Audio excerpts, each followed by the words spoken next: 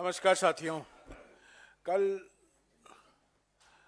हमने एक press conference की थी जहां हमारे महासचिव संगठन और कोषाध्यक्ष भी मौजूद थे और विषय था, आपको मैं याद दिला दूं, जो कर आतंकवाद हमले हो रहे हैं कांग्रेस पार्टी पर और कांग्रेस पार्टी को आर्थिक रूप से अपंग बनाने की प्रयास की जा रही है।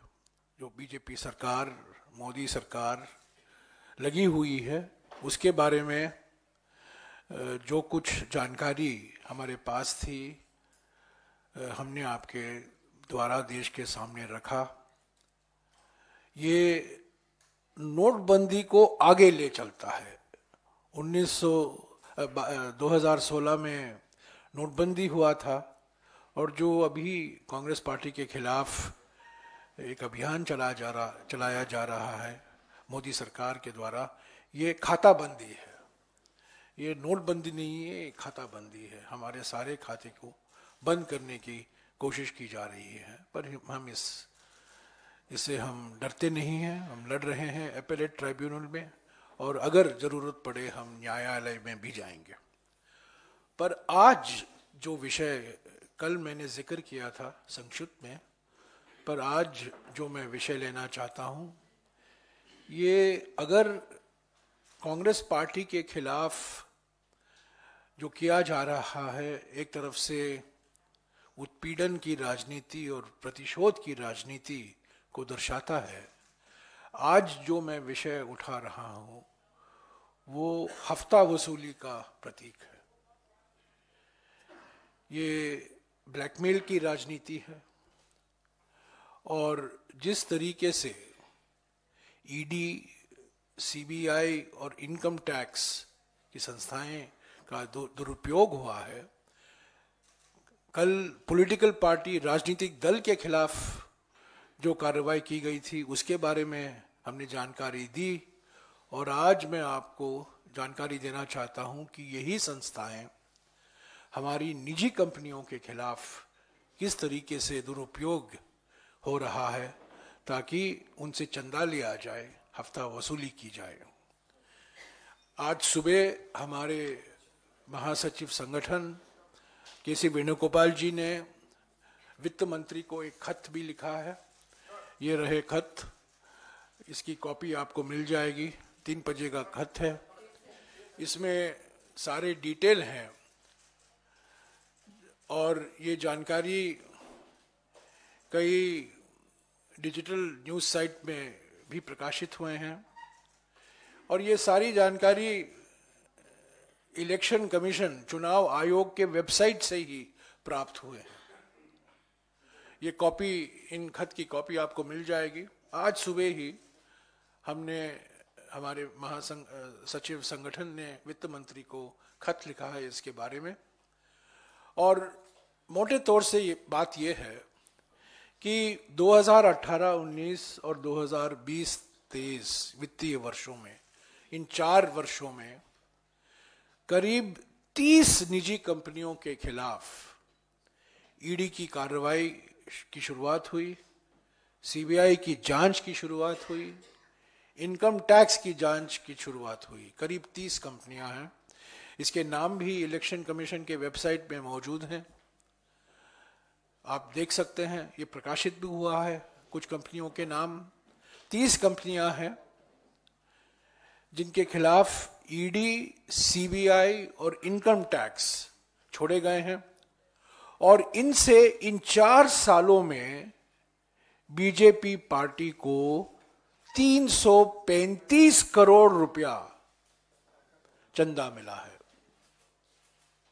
1 करोड़ नहीं, 10 करोड़ नहीं, 100 करोड़ नहीं, 335 करोड़ रुपया। और ये डिक्लेयर्ड है, ये घोषित किया गया है बीजेपी की ओर से और ये सब जानकारी इलेक्शन चुनाव कमीशन के वेबसाइट पर आपको मिल जाएगा।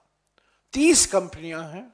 इन 4 साल में 335 करोड़ रुपया चंदा बीजेपी को मिला है और हम समझते हैं, ये मानना है, बिल्कुल साफ सबूत है कि ये हफ्ता वसूली और कुछ नहीं है। कुछ ऐसी कंपनियां हैं जो 2018 के पहले कभी बीजेपी पार्टी को चंदा नहीं दी थी। 2018 के बाद उन्होंने चंदा देना शुरू किया। कुछ ऐसी पार्टियां हैं कुछ ऐसी कंपनियां हैं जिनके खिलाफ जो कार्रवाई शुरू की गई है, वो कांग्रेस पार्टी को चंदा दिया करते थे पहले, वो कांग्रेस पार्टी को भी चंदा देना बंद कर दिए हैं। कंपनियों के खिलाफ जो कार्रवाई करनी है आप कीजिए। अगर कोई कानून का उल्लंघन हुआ है तो जरूर कार्रवाई होनी चाहिए, पर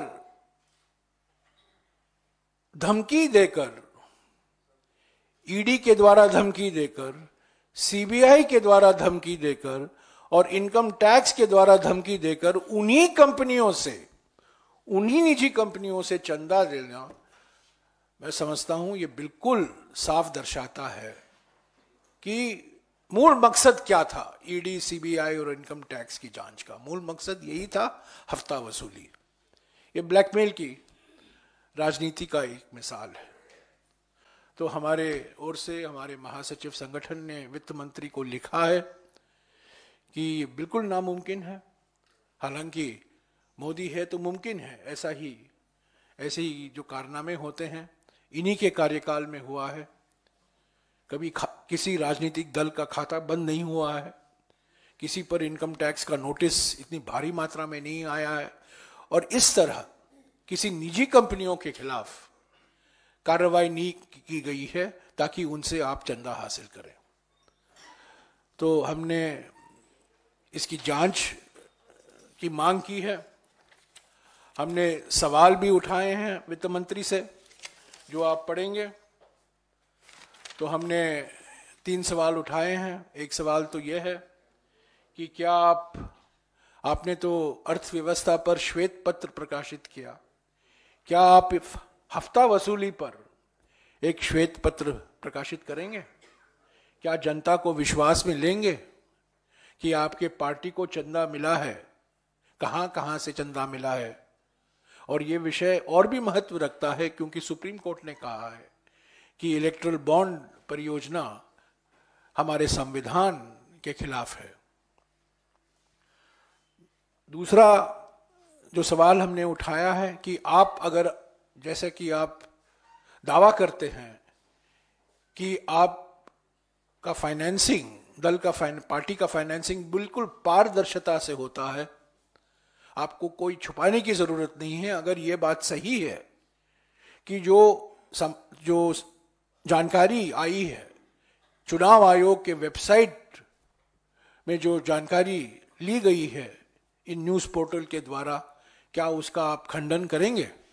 क्या आप उसका खंडन करेंगे कि इस कंपनी ने, जिसके खिलाफ सीबीआई, ईडी और इनकम टैक्स की जांच हो रही है, उसी कंपनी से आपको ये चंदा नहीं मिला है? क्या आप ये इससे इनकार कर सकते हैं कि पिछले 4 सालों में 335 करोड़ रुपया बीजेपी के खाते में आया है? ये इलेक्ट्रल बॉन्ड के द्वारा नहीं, ये ईडी बॉन्ड है, सीबीआई बॉन्ड है, इनकम टैक्स बॉन्ड है, इलेक्ट्रल बॉन्ड नहीं। ये कंपनियों के नाम भी सब लोग जानते हैं इस वेबसाइट के माध्यम से। और तीसरा सवाल जो हमने कहा है कि अगर आपकी नीयत साफ है, अगर आपने कुछ गलती नहीं की है, कि क्या आप एक सुप्रीम कोर्ट द्वारा मॉनिटर्ड जांच को स्वीकार करेंगे? क्योंकि आप बार बार कहते हैं कि हम लोकतंत्र को साफ करना चाहते हैं, हम फाइनेंसिंग को साफ करना चाहते हैं, हम पारदर्शिता लाना चाहते हैं। इसी दावे के साथ आपने इलेक्ट्रल बॉन्ड की घोषणा की थी, जो सुप्रीम कोर्ट ने कह दिया है कि वो कानून के खिलाफ और संविधान के खिलाफ था, और ये लोकतंत्र के लिए बहुत खतरनाक साबित हुआ है। तो क्या, अगर आपकी नीयत साफ है, अगर आप कुछ छुपाने के लिए कुछ नहीं है, तो इन 3 सवाल जो कांग्रेस पार्टी ने उठाए हैं और हमारे महासचिव संगठन ने वित्त मंत्री को लिखा है, क्या उसका जवाब आप देंगे कि नहीं?